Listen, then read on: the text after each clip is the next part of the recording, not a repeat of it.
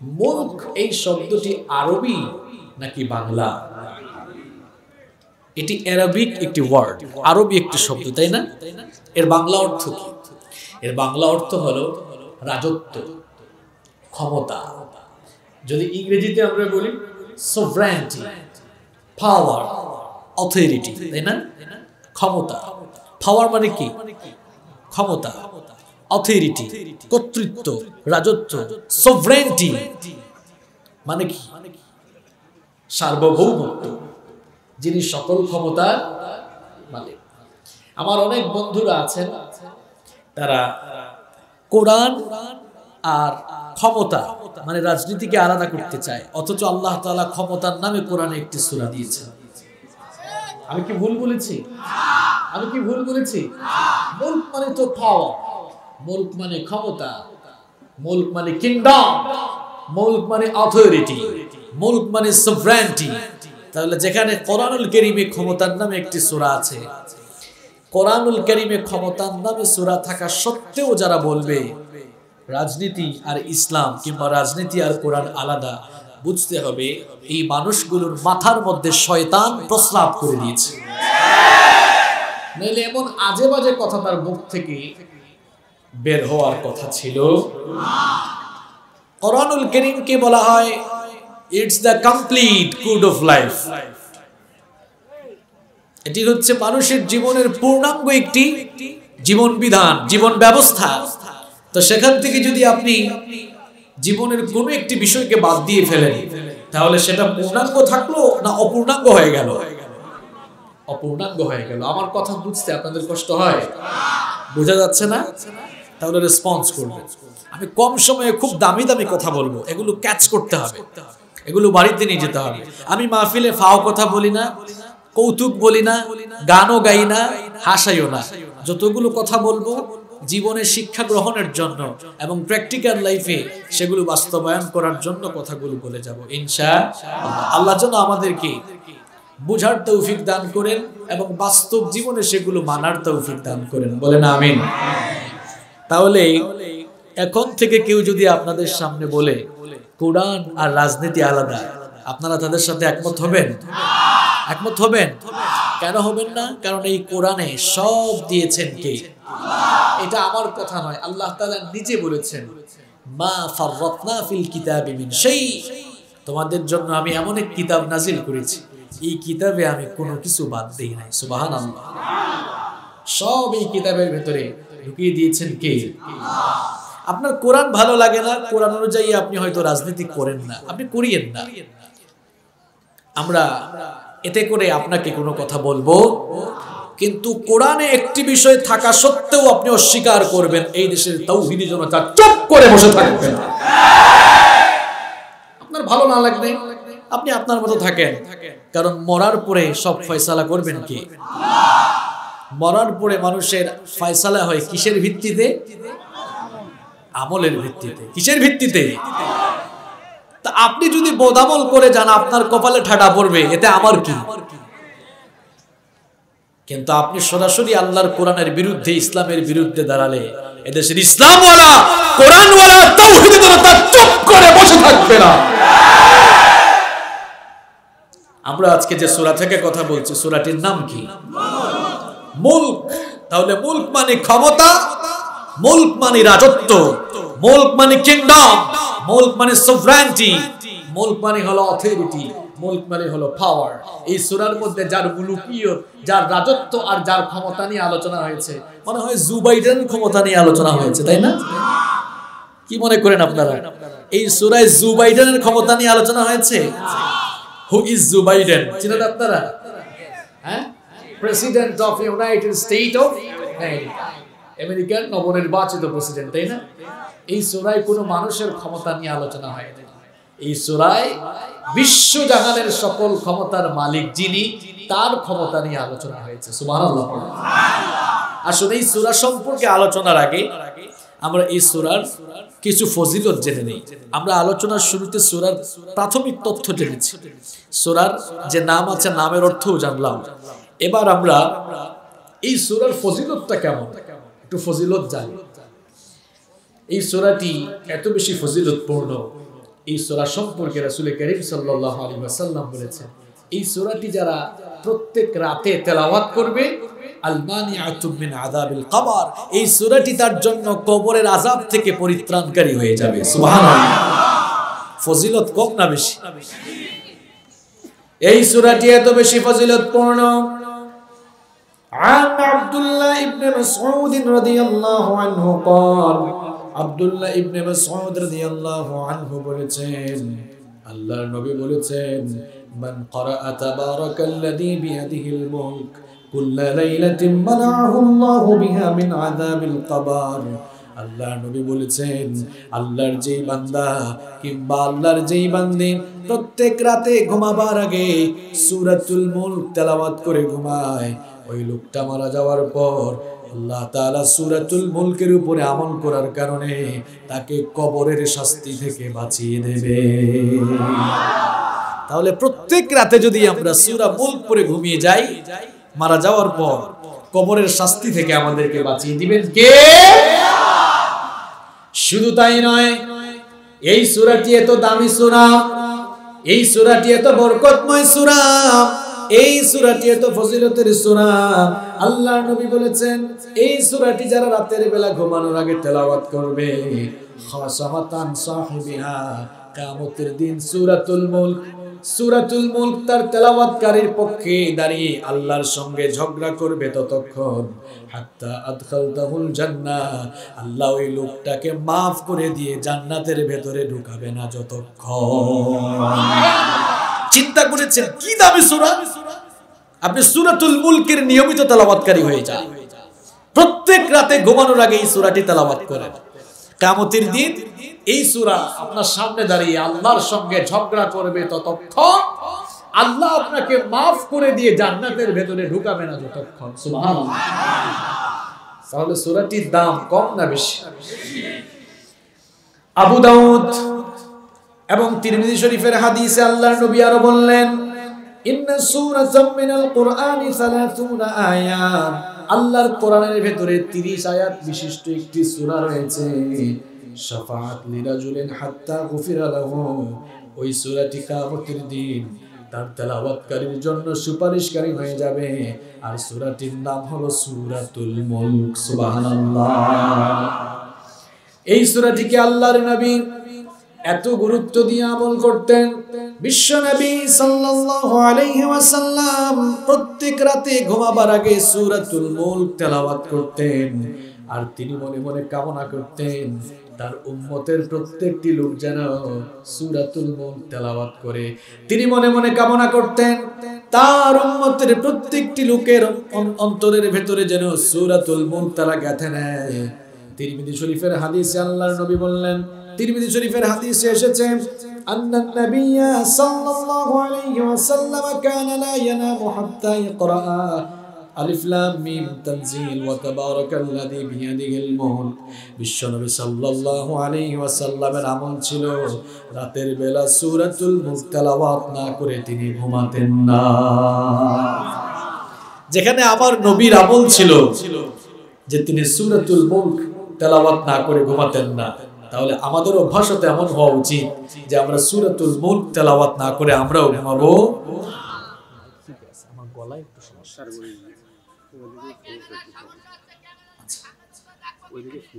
তাহলে আমার নবীর আমল হলো যে সূরাতুল মুলক তেলাওয়াত না করে তিনি ঘুমাতে যেতেন না। আমার ভাইয়েরা, আমার বাবারা, আমার ভাইয়েরা, আমার মায়েরা, বোনেরা যারা আজকের মাহফিলে এসেছে, আজকের মাহফিল থেকে সূরার ফজিলত সংক্রান্ত যে হাদিসগুলো আমরা শুনলাম, তাহলে আমরা কি এই সিদ্ধান্ত নিতে পারি আমরাও এখন থেকে ঘুমানোর আগে সূরাতুল মুলক তেলাওয়াত না করে ঘুমাবো? কারা কারা রাজি না হাত তুলে? সবাই রাজি আছেন তো? আজ থেকে, আজকে রাত থেকে, আজ থেকে আমরা যতদিন বেঁচে থাকবো, যদি কোনো গুরুত্বপূর্ণ ওজর, গুরুত্বপূর্ণ কাজ না থাকে, আমরা ফ্রি থাকলেই ঘুমানোর আগে সূরা মুলক পড়ে ঘুমাবো। কারা কারা রাজি হাত তুলে আল্লাহকে দেখান তো। মাশাআল্লাহ, হাতগুলো নামান, আল্লাহ কবুল করেন ইনশাআল্লাহ। নীরব থাকলে রহমত যে আল্লাহ নাজিল করবেন সেটা তো আল্লাহর নবী বলেছেন, যে যেখানেই কোরআনের আলোচনা শুরু হয়ে যাবে খাফফাতহুমুল মালাইকা, সেখানে গিয়ে রহমতের ফেরেশতারা পাহারা দেওয়া শুরু করবে। সুবহানাল্লাহ। ওয়া গাশিয়াতহুমুর রাহমা, সেখানেই আল্লাহ তার রহমতের চাদরটা বিছিয়ে দিবেন। এখানেই শেষ নয়, নাযালাত আলাইহিমুস সাকিনা, যতক্ষণ না আলোচনা বন্ধ হয় ততক্ষণ পর্যন্ত সাকিনা নামক রহমতের বারিধারা নাজিল হতেই থাকবে। সুবহানাল্লাহ। আপনারা তো এখন রহমতের ভেতরে আছেন, এই রহমতের ভেতরে আছেন, এরপরেও যে যেরকম নড়াচড়া করেন আর কথা বলেন, এরকম করলে তো বোঝা যাবে যে এর বিপরীত অবস্থা আপনাদের ভেতরে হয়ে গেছে। একটু শান্ত হয়ে বসেন, দেখবেন ভালো লাগবে ইনশাআল্লাহ। আমরা সূরাতুল মুলক এর ফজিলত জানছিলাম আর বলছিলাম যে দুটি আমলের সিদ্ধান্ত আমরা নিয়ে আজকে মাহফিল থেকে যাব। এর মধ্যে এক নাম্বার হলো আমরা প্রত্যেক রাতে ঘুমাবার আগে সূরাতুল মুলক একবার তেলাওয়াত করে ঘুমাবো ইনশাআল্লাহ। বেশি না তো, মাত্র 30টা আয়াত। পারবেন না? কোরআনও খুলতে হবে না। এখন তথ্য প্রযুক্তি আমাদেরকে সব সহজ করে দিয়েছে। আপনার ফোনে প্লে স্টোরে গিয়ে কোরআনের অ্যাপস ডাউনলোড করার সুযোগ আছে না নাই বলেন? আপনাকে যে একদম কোরআন খুলে বের করে পড়তে হবে তা না। রাতের বেলা যখন ঘুমাবেন ফোন হাতে নেন। এমনিতেই তো রাতে ঘুমালে ফেসবুক চালান, তো ঘুমানোর আগে আপনি ফেসবুক না চালাইয়া এক কাজ করেন, অ্যাপস বের করেন, সূরাতুল মুলক তেলাওয়াত শুরু করে দেন।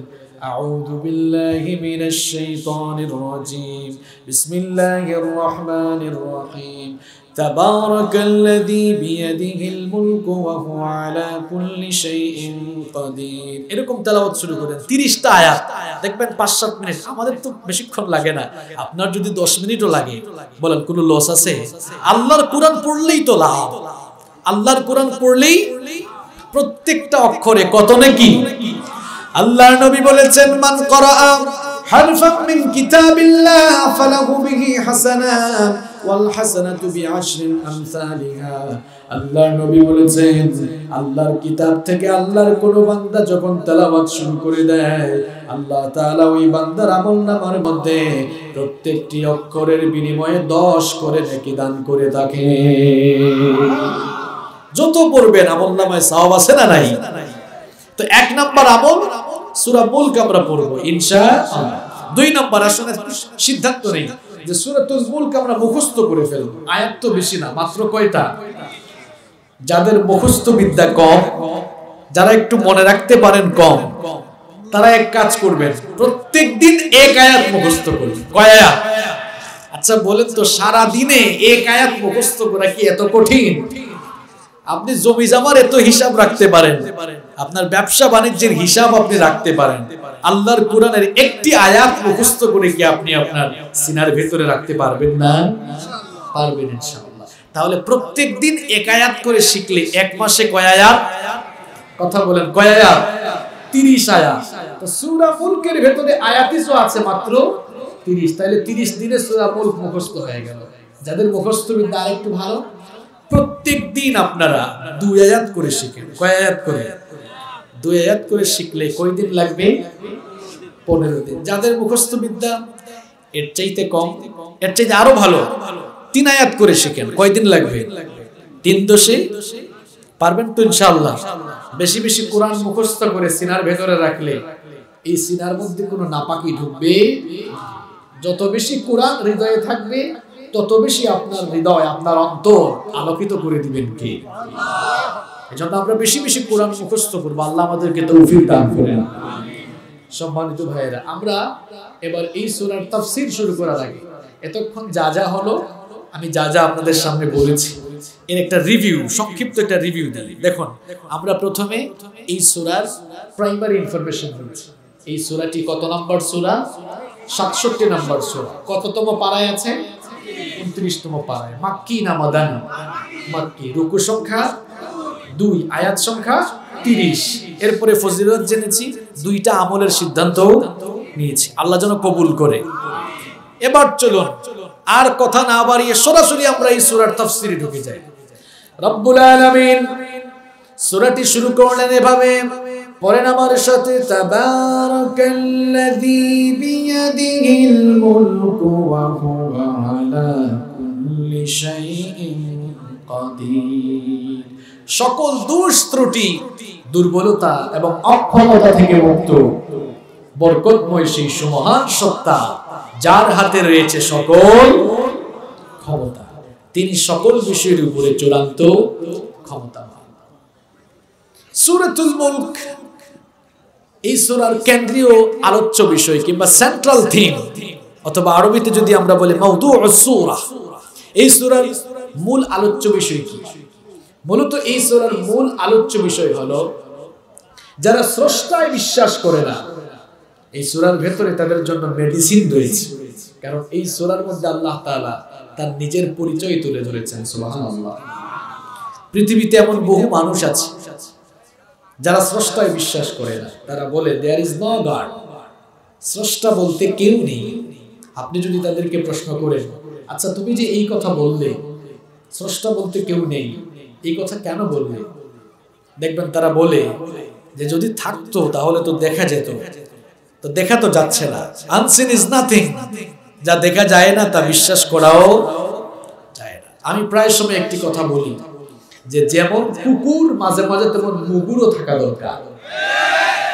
এরকম কোন লোক পেলে তাকে বলবেন, তুমি যে বললে যা দেখা যায় না তা বিশ্বাস করা যায় না, তোমার এই দাবি যদি, তোমার এই দাবিতে তুমি যদি অটল থাকো, তাহলে তুমি বলো তো তোমার বাপ যে তোমাকে জন্ম দিয়েছে এটা তুমি দেখছো কিনা?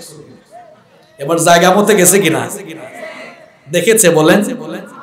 সে তো বলবে যে না দেখি নাই। তা আপনি বলবেন তো তুমি কি বিশ্বাস করো এটা তোমার বাপ? অবশ্যই।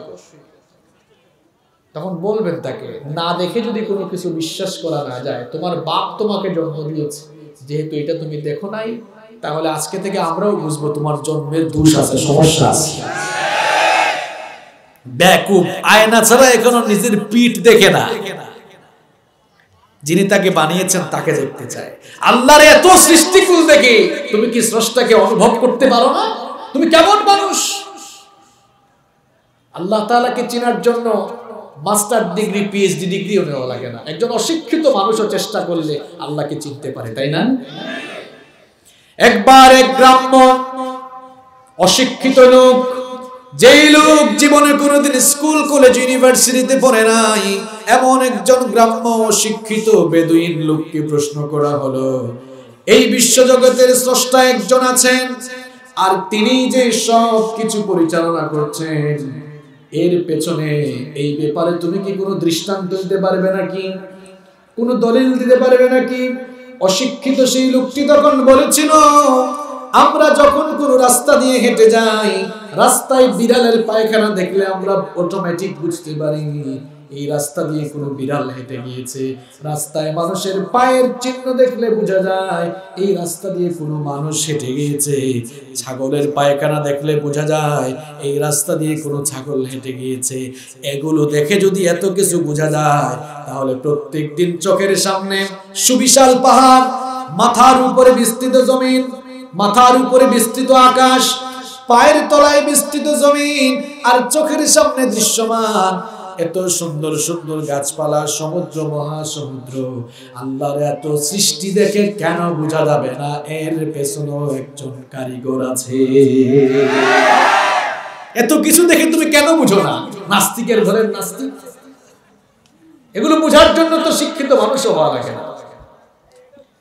ইমাম আবু হানিফা রাহমাতুল্লাহি আলাইহি নাম শুনেছেন আপনারা? আপনাদের মসজিদের ইমাম সাহেবের মতো ইমাম আর কি, তাই না? এরকম ছোটখাটো ইমাম, আল ইমামুল আযম, তো বড় ইমাম ছিলেন। আল ফিকহুল আকবরের মতো গ্রন্থ তিনি রচনা করেছেন। আল্লাহু আকবার। ইমাম আবু হানিফা রাহমাতুল্লাহি আলাইহির সাথে এক নাস্তিকের ডিবেট হচ্ছে, তর্ক হচ্ছে।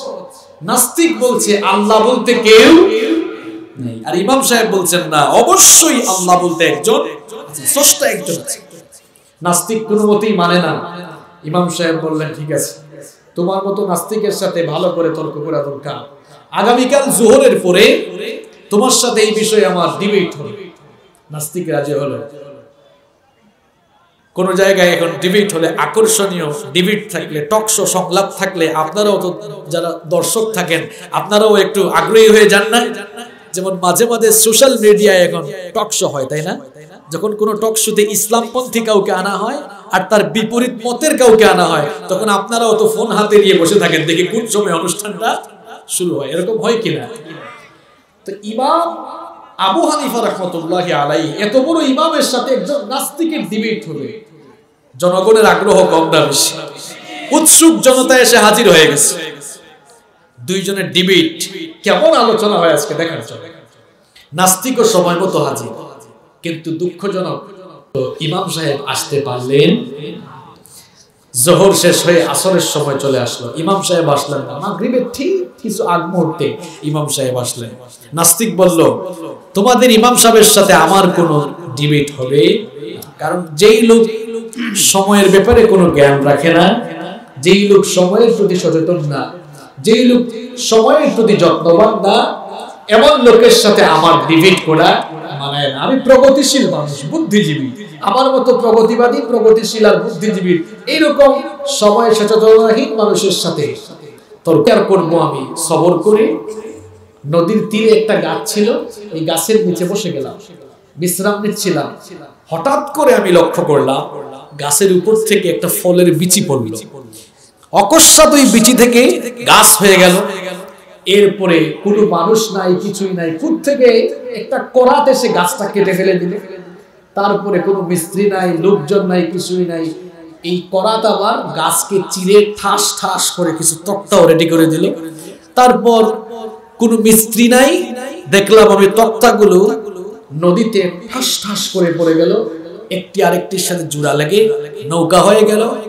এখন নাস্তিক কালেমা পড়ে মুসলমান হয়ে গেল, পড়ে গেল লা ইলাহা ইল্লাল্লাহ মুহাম্মাদুর রাসূলুল্লাহ সাল্লাল্লাহু। তো যারা নাস্তিক অর্থাৎ যারা স্রষ্টায় বিশ্বাস করে না, আমরা তাদেরকে বলবো তোমরা আল্লাহর কোরআনের সূরাতুল মুলক পড়ো। কারণ সূরাতুল মুলকের মধ্যে আল্লাহ তাআলা তার নিজের পরিচয়, বিশ্ব ব্যবস্থা পরিচালনা তুলে ধরেছেন। সুবহানাল্লাহ পড়েন। রব্বুল আলামিন সূরাতুল মুলক শুরু করলেন এভাবে, তাবারাকাল্লাযী বিয়াদিহিল মুলকু ওয়া হুয়া আলা কুল্লি শাইইন। ক্ষমতার উৎস কে? কিন্তু মাঝে মাঝে কিছু পাবলিক আপনাদেরকে পাম দিয়ে বলে সকল ক্ষমতার উৎস আপনারা, বলে কিনা? সকল ক্ষমতার উৎস, সকল ক্ষমতার মালিক যিনি হবেন, তার মধ্যে কি কি কোয়ালিটি থাকা লাগবে, তার মধ্যে কি কি গুণাবলী বিদ্যমান থাকবে, সেটাও জানিয়েছেন কে? সকল ক্ষমতার মালিক যিনি হবেন, তিনি কোন দিক দিয়ে অক্ষম হবেন না, বরং সকল দিক দিয়ে তিনি সক্ষম হবেন। ঠিক না? আমরা কত দিকে অক্ষম আপনাদেরকে আমি দেখাই। এক নম্বর হলো, দেখেন, আমরা সকল ক্ষমতার মালিক এজন্যই কোনোদিন হতে পারবো না, কারণ আমরা কোনোদিন চিরস্থায়ী ক্ষমতার মালিক হতে পারবো। আচ্ছা বলেন তো, আমি যেহেতু এটা ক্ষমতার সূরা, এটা কিসের সূরা? মুলক মানে ক্ষমতা, মুলক মানে রাজত্ব, মুলক মানে ক্ষমতা, মুলক মানে তো ক্ষমতার সূরা বুঝাতে গেলে মাঝে মাঝে ক্ষমতার কিছু নমুনা এনে আমাকে বোঝানো লাগবে, নইলে আপনারা বুঝবেন না। এজন্য কেউ রাগ করবেন না, নিরপেক্ষ মন মগজ মানসিকতা নিয়ে বসে, তাহলে আল্লাহ আপনাকে হেদায়েত দিবেন। সম্মানিত ভাইয়েরা, আমরা কি কারণে সকল ক্ষমতার মালিক নই? দেখেন, এক নম্বর পয়েন্ট, আমরা কখনোই চিরস্থায়ী ক্ষমতার মালিক হতে পারি না। যদি আমরা ফেরাউন আর নমরুদের মতো স্বৈরাচারী করতে থাকি, তাও আমরা মরার আগ পর্যন্ত ক্ষমতায় থাকবো, কিন্তু আমরা মরে গেলে আমাদের ক্ষমতা শেষ হয়ে। আল্লাহর কি মরণ বলতে কিছু আছে না? নাউযুবিল্লাহি মিন যালিক। মরণ বলতে আল্লাহর কিছু আছে? আল্লাহ তাআলার তো মরণ বলতে কিছুই নাই, কারণ তার শুরুও নাই, শেষও। রব্বুল আলামিন বলছেন, আয়াতুল কুরসির ভিতরে বলেছেন, আল্লাহু লা ইলাহা ইল্লা হুয়াল হাইয়ুল কাইয়্যুম। আল্লাহ হচ্ছেন তিনি ছাড়া ইলাহ নাই, আর কোনো মাবুদ নাই। তিনি চিরঞ্জীব, চিরস্থায়ী, যার ক্ষয় নাই, লয় নাই, ধ্বংস নাই, যার শুরুও নাই, শেষও। রব্বুল আলামিন কোরআনে কারীমের 57 নম্বর সূরা সূরাতুল হাদীদের 3 নম্বর আয়াতে আরো সুন্দর করে বললেন, হুয়াল আউয়ালু ওয়াল আখিরু ওয়াজ যাহিরু ওয়াল বাতিনু ওয়া হুয়া বিকুল্লি শাইইন আলীম। তিনি হচ্ছেন প্রথম, তিনি হচ্ছেন শেষ। যখন কোনো কিছু ছিল না তখনও তিনি ছিলেন, আবার যখন কোনো কিছু থাকবে না তখনও তিনি থাকবেন কিনা। কুল্লু মান আলাইহা ফানিন ওয়া ইয়াবকা ওয়াজহু রাব্বিকা যুল জালালি ওয়াল ইকরাম ফাবিআইয়ি আলা'i রাব্বিকুমা তুকাজ্জিবান। রব্বুল আলামিন বলছেন সব কিছু ফান হয়ে যাবে, সব কিছু ধ্বংস হয়ে যাবে, কেবলমাত্র একজন থাকবেন, তার নাম কি? রব্বুল আলামিন হলেন সকল ক্ষমতার মালিক।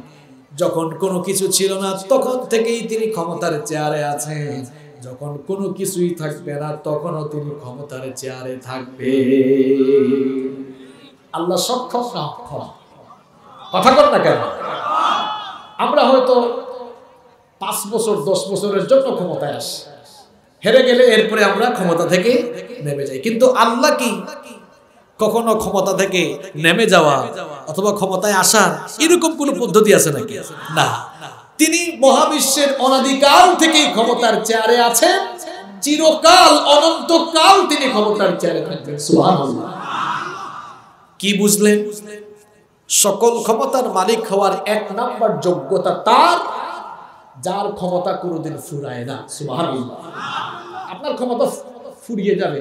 আজ আপনি চেয়ারে উঠে যে গিয়ার দেখান, আমাদের অবস্থা হচ্ছে যে যখন চেয়ারে সে তখন, এই যে আমিও কিন্তু এখন গিয়ারে, কারণ আমি এখন চেয়ারে। আমাদের অবস্থা হলো আমরা যে যখন চেয়ারে সে তখন। আল্লাহ কিন্তু চেয়ারের নামে একটা আয়াতও দিয়েছে, আছে না নাই? ওই যে আমি বললাম যারা বলে ধর্ম আর রাজনীতি আলাদা, এই লোকগুলোর মাথায় শয়তান একদম দাঁড়িয়ে দাঁড়িয়ে প্রস্রাব করেছে। নইলে কোরআনের চেয়ারের নামে আয়াত আছে, আয়াতটার নাম কি? আয়াতুল। এই আয়াতটা কেমন আয়াত জানেন? কোরআনুল কারীমে সূরা আছে 100, সবাই বলেন 114টা সূরার মধ্যে সবচেয়ে দামি সূরা কোনটা? এই তো একজন পেরেছে, সূরাতুল। কেন? কারণ সূরাতুল ফাতিহা হচ্ছে preface of the holy book Quran, introduction of the holy book Quran, headline of the holy book Quran. এটি কোরআনুল কারীমের এমন একটি সূরা, এই সূরাটিকে যদি আপনি বড় করেন, বড় করতে করতে হয়ে যাবে পুরো কোরআন। আর যদি পুরো কোরআনকে আপনি ছোট করতে থাকেন, ছোট করতে করতে হয়ে যাবে সূরাতুল ফাতিহা। সুবহানাল্লাহ। এটা খনি, গোটা কোরআনের খনি হচ্ছে এই জায়গায়। এটি এমন এক দামি সূরা, লা সালাতা লিমান লাম ইয়াকরা বিফাতিহাতিল কিতাব। আল্লাহর নবী বলেছেন নামাজি হবে না এই সূরা দিয়ে নামাজ শুরু না করলে। সুবহানাল্লাহ। আপনাদের মসজিদের ইমাম সাহেব তিনি যদি নামাজ এভাবে শুরু করেন, আল্লাহু আকবার, আর রহমান আল্লামাল কোরআন, এই হুজুরের পিছনে নামাজ পড়বেন? দেখছো হুজুর করলোটা কি?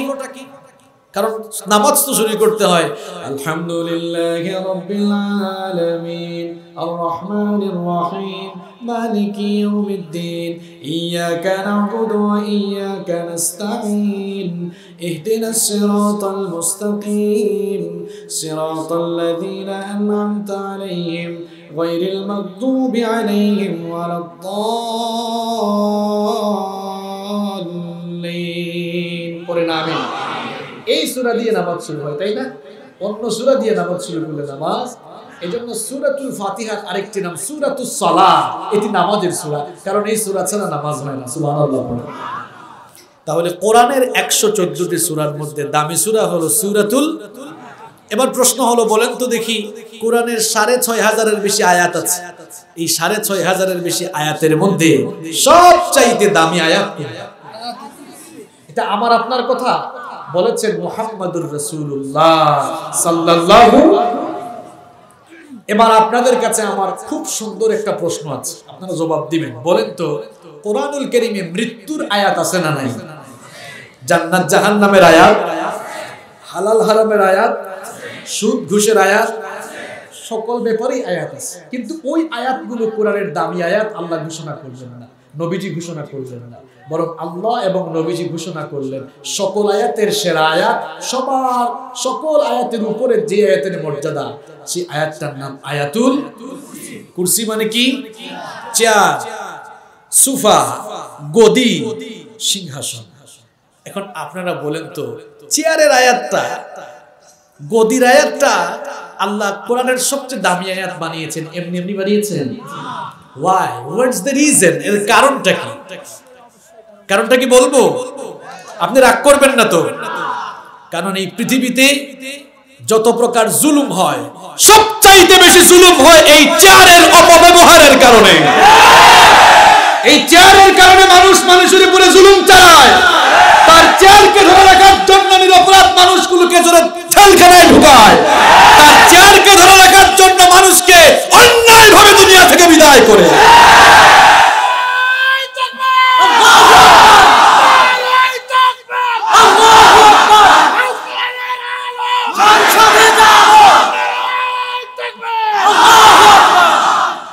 আপনি চেয়ারে উঠে যেন বেশি জ্ঞান না দেখান, এই জন্য আল্লাহ নিজের চেয়ারের নামে একটি সূরা নাজিল করে পৃথিবীর সমস্ত চেয়ারওয়ালা মানুষগুলোকে সতর্ক করে দিয়েছেন, ঠিক কি না?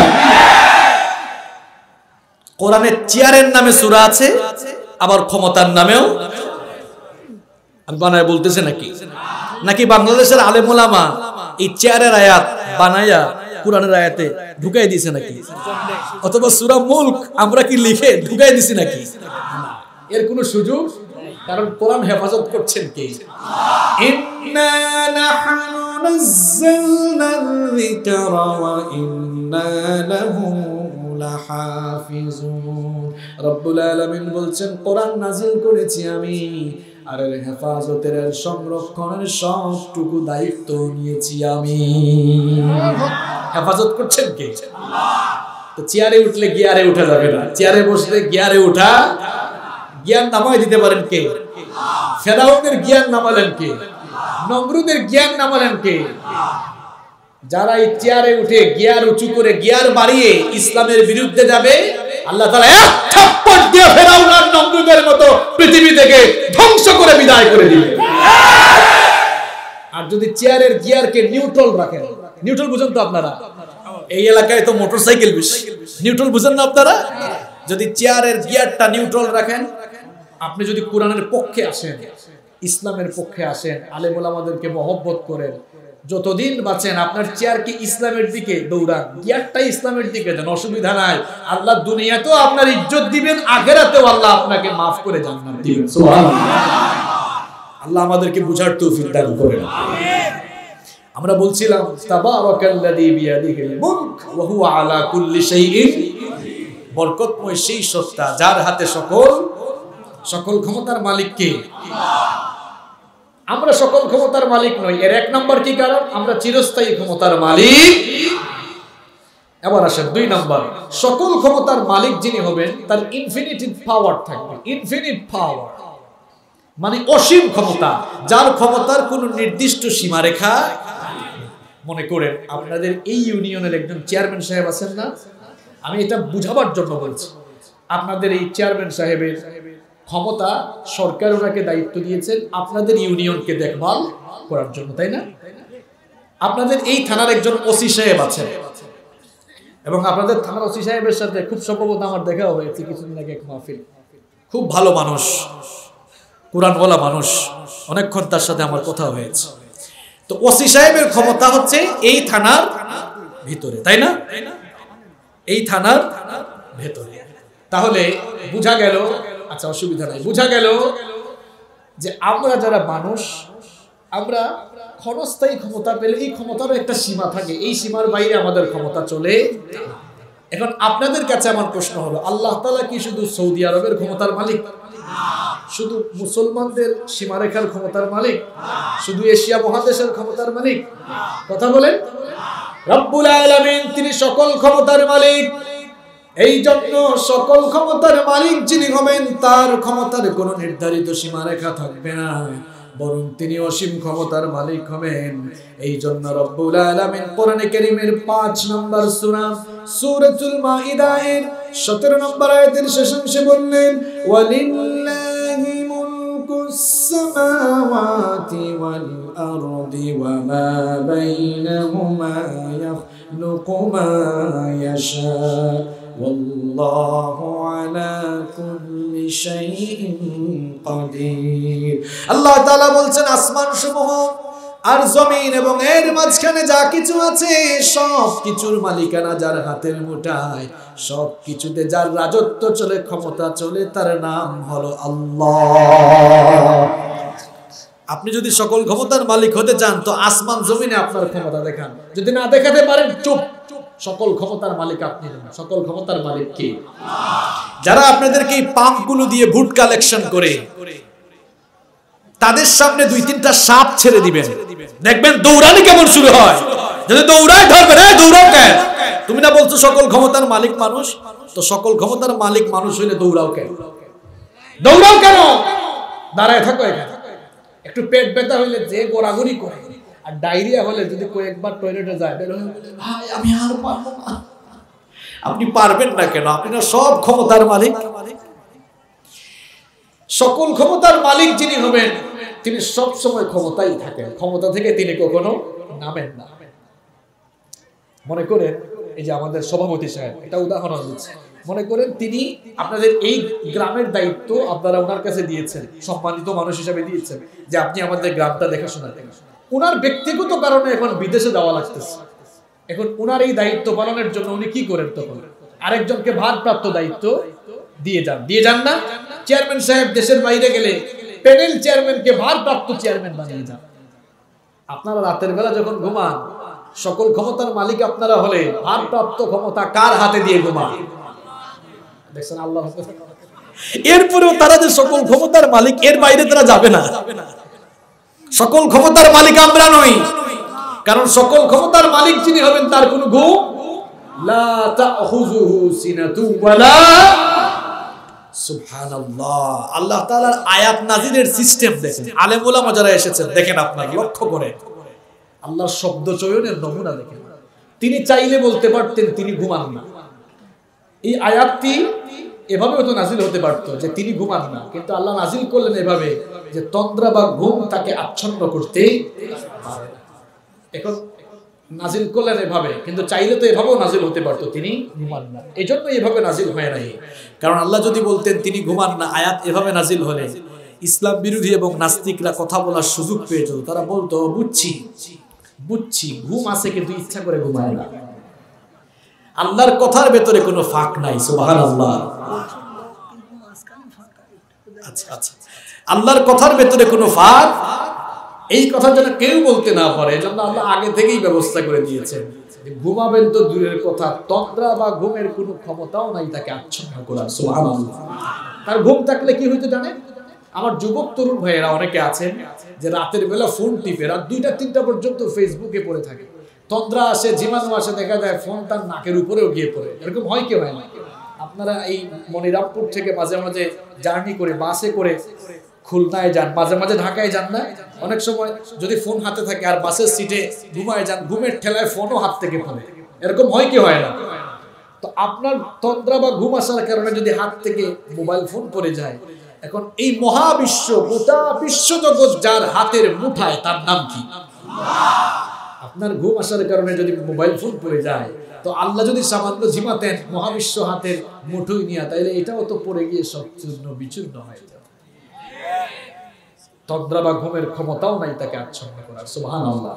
অনেক ভাইরা দাঁড়িয়ে আছে, এই যে আপনারা মাঝখানে ফাঁকা জায়গা রেখেছেন, একটু এগিয়ে আসেন, আমার দাঁড়িয়ে থাকা ভাইদেরকে বসার জায়গা করে দেন, একটু জিকির করেন লা ইলাহা ইল্লাল্লাহ। একটু এগিয়ে আসেন, লা ইলাহা ইল্লাল্লাহ, লা ইলাহা ইল্লাল্লাহ। তাড়াতাড়ি করে, তাড়াতাড়ি একটু এগিয়ে আসেন, লা ইলাহা ইল্লাল্লাহ, লা ইলাহা ইল্লাল্লাহ মুহাম্মাদুর রাসূলুল্লাহ সাল্লাল্লাহু আলাইহি ওয়াসাল্লাম। ভাইরা, তাহলে সকল ক্ষমতার মালিক কে?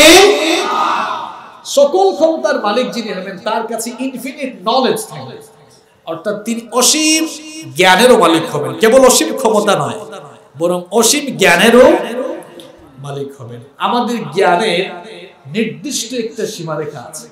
আচ্ছা বলেন তো আপনারা, এই মনিরামপুরে থেকে ইংল্যান্ডে, আমেরিকায় কি হচ্ছে আপনারা দেখতে পাচ্ছেন, শুনতে পাচ্ছেন?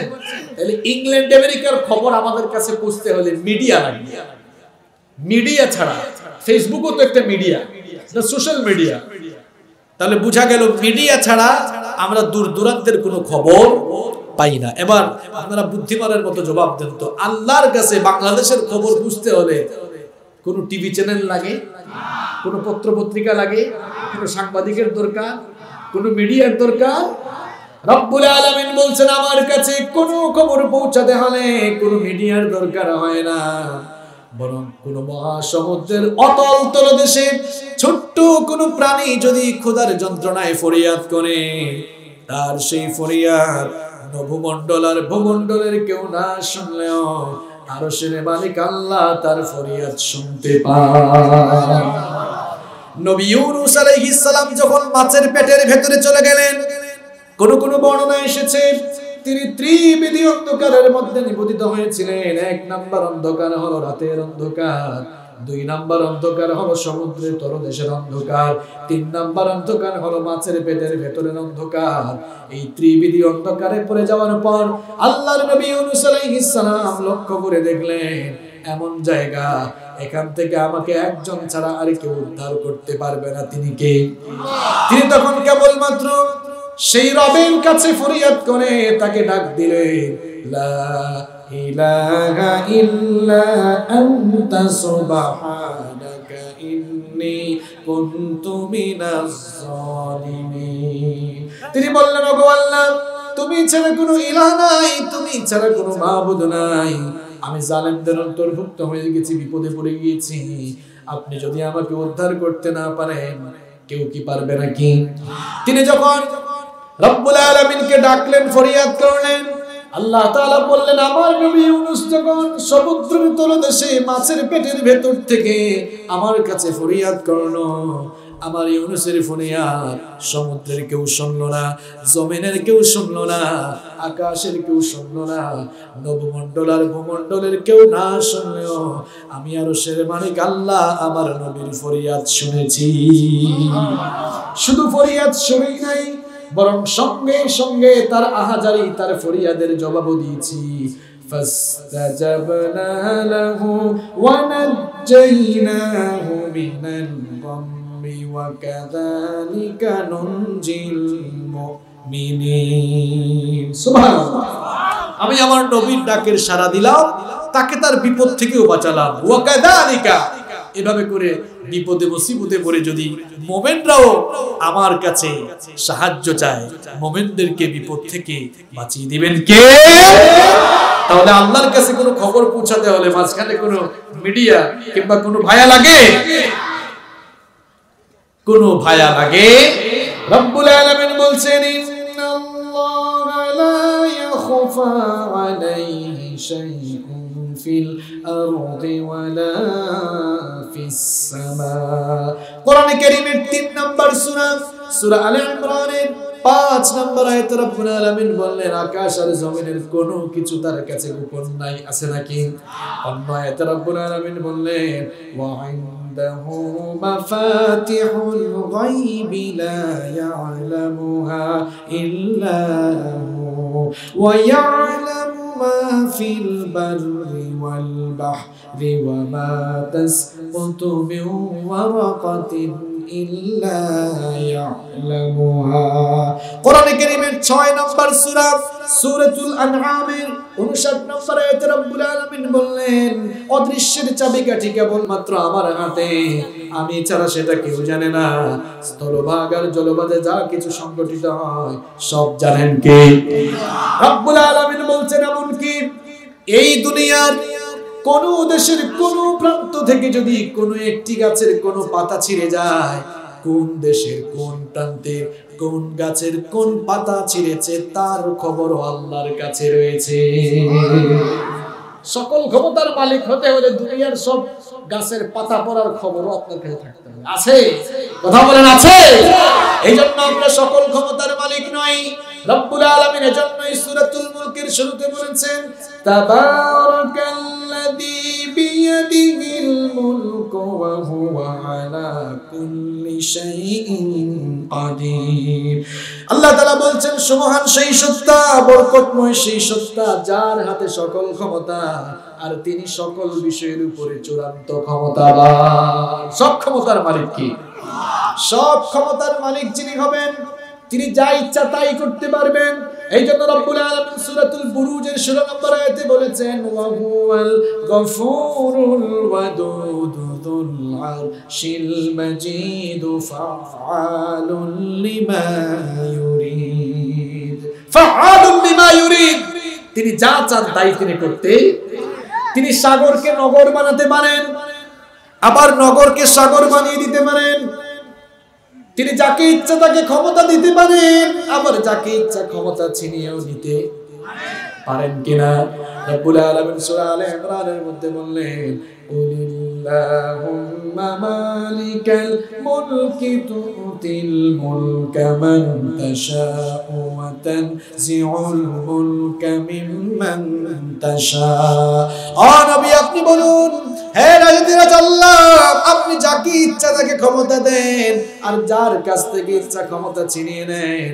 আল্লাহ যদি ক্ষমতাহীন অসহায় কোনো মানুষকে ক্ষমতা দিতে চান, আল্লাহ পারেন কিনা? ইউসুফ নবী নাম শুনেছেন কিনা? নাম শুনেন না আপনারা? ইউসুফ আলাইহিস সালামকে তার 10 ভাইরা ষড়যন্ত্র করে চক্রান্ত করে অন্ধকার কুয়ায় ফেলে দিল। তারা ভেবেছিল তাদের ভাই ইউসুফ অন্ধকার কুয়ায় মরে যাবে অথবা কারো গোলাম হয়ে যাবে, কিন্তু রব্বুল আলামিন তার নবী ইউসুফ আলাইহিস সালামকে অন্ধকার সেই কুয়া থেকে উঠিয়ে একেবারে তার অসীম কুদরত দিয়ে মিশরের রাজবংশে ঢুকিয়ে দিয়ে শেষ পর্যন্ত মিশরের ক্ষমতার মসনদে তাকে বসিয়ে দিলেন। তাহলে আল্লাহ যদি কাউকে ক্ষমতায় বসাতে চান, আল্লাহ পারেন কিনা? আবার আল্লাহ যদি কাউকে ক্ষমতা থেকে নামাতে চান, আল্লাহ পারেন কিনা? ফেরাউনের মতো ক্ষমতাধর লোককে আল্লাহ তাআলা ক্ষমতা থেকে নামিয়ে লোহিত সাগরে চুবিয়ে চুবিয়ে মেরেছে। আবার নমরুদের মতো বিরাট ক্ষমতাধর লোককে ক্ষমতার চেয়ার থেকে নামিয়ে রব্বুল আলামিন ল্যাংড়া মশা তার ভেতরে ঢুকালেন। মাথার ভেতরে যখন ঢুকলো মরার আগ পর্যন্ত জুতার বাড়ি খেলো আছে না নাই? আল্লাহ কোন ক্ষমতাওয়ালা লোককে জুতার বাড়ি চাইলে খাওয়াতে পারেন কিনা? এই বাংলাদেশে আমরা বহু নজির দেখেছি, কোরআনের মাহফিলে এসে বেয়াদবি করেছে, জনগণ ইচ্ছা মতো জুতা বৃষ্টি বর্ষণ করেছে আছে না নাই? কারণ ক্ষমতা ইজ্জত সম্মান দেওয়ার মালিক কে? রব্বুল আলামিন বলেছেন ওয়া তুইজ্জু মান তাশাউ ওয়া তুদিল্লু মান তাশাউ বিয়াদিকাল খায়র ইন্নাকা আলা কুল্লি শাইইন কাদির। আল্লাহ তাআলা বলছেন তিনি যাকে চান তাকে ক্ষমতা দেন, তিনি যাকে চান তাকে ইজ্জত দেন, সম্মান দেন, আবার যাকে ইচ্ছা তাকে বেইজ্জত করেন। আল্লাহ যদি কাউকে সম্মান দিতে চান, দুনিয়ার সবাই মিলেও তাকে বেইজ্জত করতে পারবে নাকি? আবার আল্লাহ যদি কাউকে বেইজ্জত করতে চান, দুনিয়ার সবাই মিলেও তাকে ইজ্জত দিতে পারবে। তিনি এমন ক্ষমতার মালিক, প্রচন্ড ক্ষমতা তার হাতে। তুলিজুল লাইলা ফিন নাহারি ওয়া তুলিজুন নাহারা ফিল লাইল, দিনকে রাত বানিয়ে দেন, রাতকে আবার কি করেন? ওয়া তুখরিজুল হাইয়া মিনাল মাইয়িতি ওয়া তুখরিজুল মাইয়িতা মিনাল হাইয়্যি ওয়া তারযুকু মান তাশাউ বিগাইরি হিসাব। তিনি জীবিত ব্যক্তিকে মেরে ফেলতে পারেন, মরা ব্যক্তিকে আবার জীবিত করতে। এই জন্য তিনি হচ্ছেন সকল ক্ষমতার মালিক।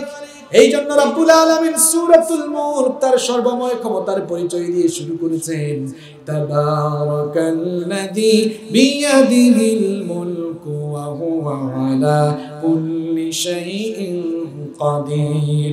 সুবহান সেই সত্তা, বরকতময় সেই সত্তা যার হাতে সকল ক্ষমতা আর তিনি সকল বিষয়ের উপরে চূড়ান্ত ক্ষমতাবান। সুবহানাল্লাহ। রব্বুল আলামিন সূরাতুল মুলকের প্রথম আয়াতে তার সর্বময় ক্ষমতার পরিচয় দিলেন। এর পরের আয়াতে বললেন আল্লাযী খালাকাল মাউতা ওয়াল হায়াতা লিয়াবলুয়াকুম আইয়ুকুম আহসানু আমালা। এরপরে আল্লাহ তাআলা বলছেন যে আমি মৃত্যু আর জীবন দিলাম, এই যে জন্ম মৃত্যু তোমাদেরকে দিলাম, তোমাদেরকে দুনিয়ায় পাঠালাম। কেন পাঠিয়েছি জানো? লিয়াবলুয়াকুম আইয়ুকুম আহসানু আমালা, যেন আমি পরীক্ষা করে নিতে পারি, আমি যেন দেখে নিতে পারি যে তোমাদের মধ্যে কারা নেক আমলের দিক দিয়ে সবচাইতে বেশি অগ্রগামী। সম্মানিত ভাইয়েরা,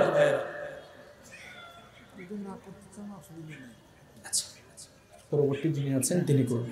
এখানে আপনারা রিকোয়েস্ট করেছেন 9:30 পর্যন্ত, আমারও মন চায় 9:30 না 11টা পর্যন্ত, কিন্তু আমার প্রিয় ভাইরা আমার আর একটি প্রোগ্রাম আছে, এজন্য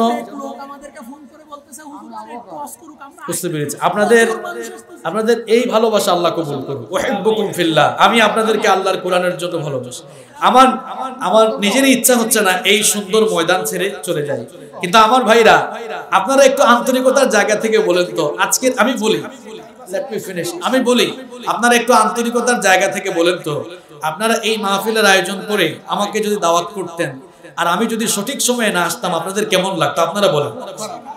তাহলে আমার জন্য এরকম 1 বছর আগে দাওয়াত নিয়েছে, দেখা করেছে চিনাওয়াঙে গিয়ে, আপনারা দাওয়াতটা পেয়েছেন 15-20 দিন আগে, যেভাবেই হোক দাওয়াতটা আমি রেখেছি। আমার এই ভাই, ওনার নামটা আমি ভুলে গেছি, উনি এত ভালোবাসেন যে ওই খুরদুতে মাহফিলে আসছি, দৌড়ায় গিয়ে মোটরসাইকেল দিয়ে ধরছে, আমার ধরে গাড়ি আটকাই দিয়েছে, কই হুজুর দাঁড়াইতে হবে, এই যে দাঁড় করিয়েছে, এটা মনের ভালোবাসা থেকে দাঁড় করিয়েছে। আল্লাহ কবুল করুক। আমিও আপনাদেরকে ভালোবাসি, ইনশাআল্লাহ আপনাদেরকে কথা দিয়ে যাচ্ছি, আল্লাহ আমাকে হায়াতে বাঁচিয়ে রাখলে আমি আপনাদের এই ময়দানে আবারও আসবো ইনশাআল্লাহ। কিন্তু আজকে আপনারা বাস্তবতা বুঝেন, আপনার মতো কয়েকজন ভাই গিয়ে দেখা করছে, খুব কষ্ট পাবে। আপনারা বলছিলেন 9টা পর্যন্ত, আমি বলি আপনাদেরকে শুনে, আপনারা বলছিলেন 9টা পর্যন্ত, আমি এসেই বলছিলাম না 8:30, কারণ আমাকে বুঝতে হবে কালকে আমার সেই রাষ্ট্রপতির এলাকায় মিঠা মইনে প্রোগ্রাম, বুঝতে পেরেছেন? ওখানে সঠিক সময়ে বুঝতে হবে, ওনারাও 1 বছর আগে নিয়েছে। তো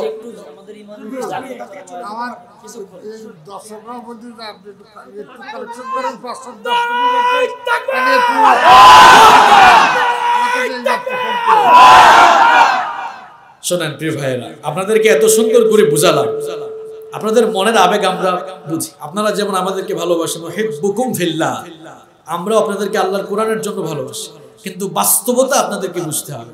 আমাদের অবস্থা কি জানেন? আমরা বাংলাদেশি মানুষের অবস্থা হলো এমন, আমরা নিজের বেলায় খুব পাক্কা, কিন্তু অন্যের বিষয়টা বুঝি না।